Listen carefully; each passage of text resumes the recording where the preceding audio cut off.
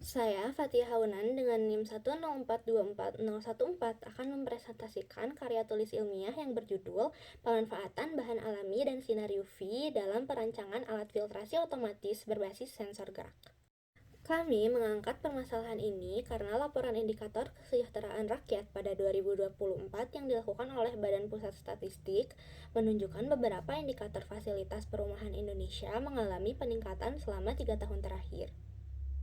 Setiap tahunnya, sumber air bersih, akses air layak, dan sanitasi layak mengalami peningkatan di sekitar 0,5 hingga 2%.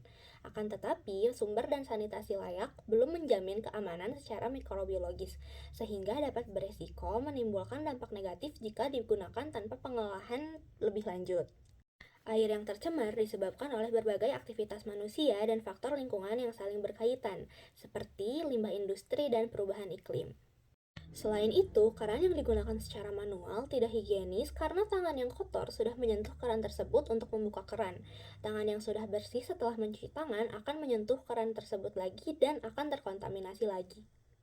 Dampak dari pencemaran air antara lain adalah sebagai berikut. Meskipun kualitas kesehatan masyarakat telah meningkat, disparitas status kesehatan tingkat sosial ekonomi masih cukup rendah. Selain itu, terjadinya beban penyakit seperti diare dan penyakit kulit disebabkan oleh pencemaran air. Penelitian kami mengombinasikan hasil penelitian dari 3 sumber. Sumber pertama menunjukkan efektivitas penggunaan ijuk, arang aktif, pasir, dan kerikil sebagai media filtrasi tetapi masih bergantung pada sistem keran manual. Sumber kedua memanfaatkan Arduino Uno dan sensor ultrasonik yang dapat mematikan aliran air secara otomatis. Sumber ketiga memanfaatkan sinar UV dan pengaliran menggunakan pompa listrik. Selain memanfaatkan sistem filtrasi dengan bahan-bahan alami, alat kami juga menggunakan sinar UVC yang terbukti efektif membunuh mikroorganisme di dalam air. Selain itu, untuk menghindari kontaminasi ulang dari keran, kami menggunakan sensor gerak, yaitu sensor inframerah yang mendeteksi radiasi panas, yaitu inframerah. Sensor ini bekerja dengan mengonversikan cahaya hasil pemantulan dari objek yang ditangkap dan diolah menjadi tegangan. Tujuan dari penelitian kami antara lain untuk mencari bahan alam yang efektif untuk proses penyaringan, memanfaatkan sensor gerak untuk menghindari kontaminasi ulang, dan menguji efektivitas sinar UV terhadap hasil filtrasi. Kami menggunakan metode penelitian kualitatif untuk meneliti proses kerja alat filtrasi dan kuantitatif untuk mengukur perubahan kualitas air melalui pengujian. Teknik pengumpulan data yang kami gunakan antara lain adalah studi literatur untuk mengumpulkan data melalui kajian, eksperimen terhadap sampel air, dan observasi fenomena dalam eksperimen secara langsung. Berikut adalah gambar desain dengan skala 1:10 yang kami buat. Proses untuk membuat alat terbagi menjadi 3 bagian, yaitu perakitan sistem filtrasi dengan menyusun bahan-bahan alami sesuai fungsinya, perakitan rangkaian elektronik untuk mengaktifkan sensor gerak dan pompa air dengan relay, serta perakitan semua bagian termasuk perlindungan akhir seperti pelapisan wadah dengan karton hitam untuk menghindari papasan sinar UVC. Berikut adalah gambar akhir alat filtrasi otomatis kami. Air akan melalui tahap filtrasi dengan bahan alami, dengan lapisan berupa kain untuk menangkap partikel halus, sabut kelapa untuk menahan kotoran besar, kerikil untuk menyaring kotoran berukuran sedang, pasir halus untuk menangkap kotoran kecil, serta arang aktif untuk menyerap zat beracun dan menangkap bau yang tidak sedap pada air. Air selanjutnya akan difiltrasi dengan UVC yang menonaktifkan bakteri dan mikroba di dalam air. Kemudian, jika sensor mendeteksi gerakan, pompa akan mengeluarkan air yang telah difiltrasi. Berikut adalah gambar rangkaian elektronik yang dapat mengaktifkan sensor inframerah.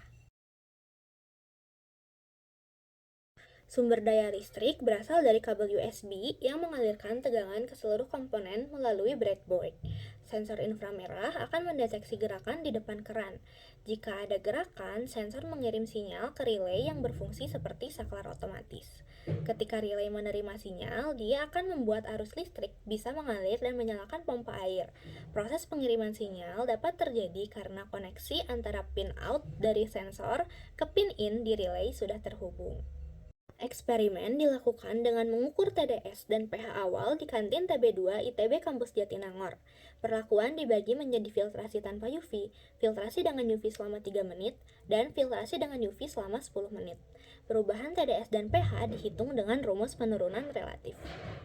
Hasilnya menunjukkan bahwa TDS mengalami penurunan setelah difiltrasi dengan filtrasi alami, sedangkan penyerapan sinar UV tidak memengaruhi perubahan nilai TDS. Sementara itu, nilai pH terus mengalami penurunan selama proses filtrasi. Hal ini menunjukkan efektivitas sinar UV sebagai alat filtrasi tambahan, dan lama waktu penyerapan UV dapat menurunkan pH sedikit demi sedikit secara berkala. Berdasarkan perhitungan, dapat disimpulkan bahwa UV tidak berpengaruh terhadap perubahan TDS, namun efektif untuk menurunkan pH sebagai filtrasi tambahan. Berdasarkan penelitian, terbukti bahwa sinar UV dapat memecah sisa-sisa senyawa organik di dalam air menjadi molekul yang lebih kecil dan bersifat asam. Itulah sebabnya mengapa pH air dapat menurun dari basa menjadi netral. Berdasarkan standar TDS air bersih menurut WHO, baik TDS sebelum filtrasi maupun setelah filtrasi berada di kategori yang sangat baik. Akan tetapi, hasil filtrasi berhasil menurunkan jumlah zat padat yang terlarut di dalam air, sehingga air bersifat lebih aman untuk digunakan. pH air keran berdasarkan standar menurut WHO bersifat basa dan kurang layak untuk digunakan. Hasil filtrasi berhasil menetralkan pH menjadi layak untuk digunakan. Alat kami memiliki keunggulan dan keterbatasan tertentu. Keunggulannya adalah alat kami dioperasikan secara otomatis dengan sensor inframerah sehingga bersifat lebih higienis dan memiliki filtrasi tambahan yaitu sinar UV. Akan tetapi, sensor yang kami gunakan memiliki performa yang terbatas dan tidak konsisten. Selain itu, komponen elektronik masih terpasang secara terbuka sehingga bersifat kurang aman. Kesimpulannya adalah pemanfaatan bahan alami dan sinar UV dalam perancangan alat filtrasi air otomatis berbasis sensor gerak sudah cukup efektif untuk menghasilkan air yang bersih. Namun, performa sensor geraknya masih perlu ditingkatkan lagi. Saran yang dapat kami sampaikan untuk pengembangan alat filtrasi otomatis ini adalah menggunakan sensor yang lebih berkualitas, penyempurnaan desain alat supaya lebih aman, dan membuat sistem filtrasi bertingkat untuk hasil filtrasi yang lebih terarah. Sekian yang dapat saya sampaikan. Terima kasih.